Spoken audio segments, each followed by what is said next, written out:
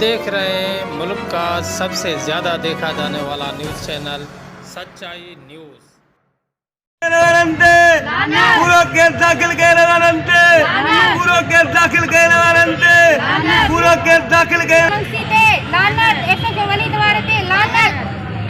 हाणे मां असां डिग्री कॉलेज में वेठा आहियूं। मुंहिंजे आपी जे घर में गैस लॻल हुई, उन तां हल्की ॻाल्हि तां मुंहिंजी आपी मानी करे पई, ॾेर आयो उन ते मार कुट करे मुंहिंजी आपी चयो मां गैस हलायां थी, मानी करे वठां। मार कुट करे मुंहिंजी भेण खे लतां हण मुक्कां गंदो गारियूं, मुंहिंजी भेण खे मारियईं कुटईं। उन खां बावजूद जॾहिं मुंहिंजी भेण सां विड़े पियो त मुंहिंजी भेण धिको ॾिनसि, वञी पाण लॻो बि पाण। मुंहिंजी भेण हालांकि एॾो धिको न ॾिनसि, पाण वञी लॻो हुन में।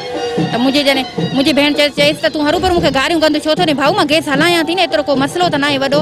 उन ते मतिलबु असां 15 वारनि खे कॉल कईसीं, उहे 15 वारा आया, उन्हनि खे अरेस्ट कयूं।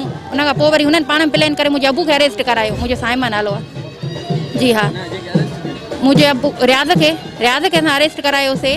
ऐं मुंहिंजे अबू खे ब्लैकमेल करे उते वठी विया।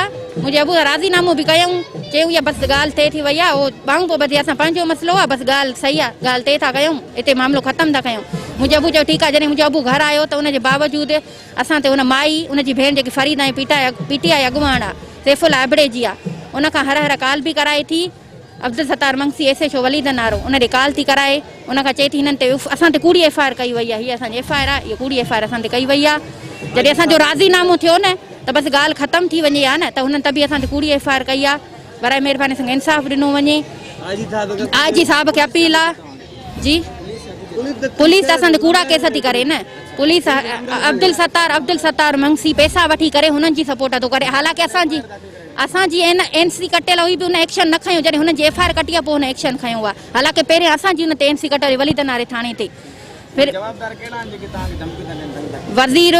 वज़ीर बुलेदी, इमामदीन बुलेदी, फरीदा, रशीदा। नाजरीन, मज़ीद खबरें और अपडेट्स के लिए देखते रहिए सच्चाई न्यूज़।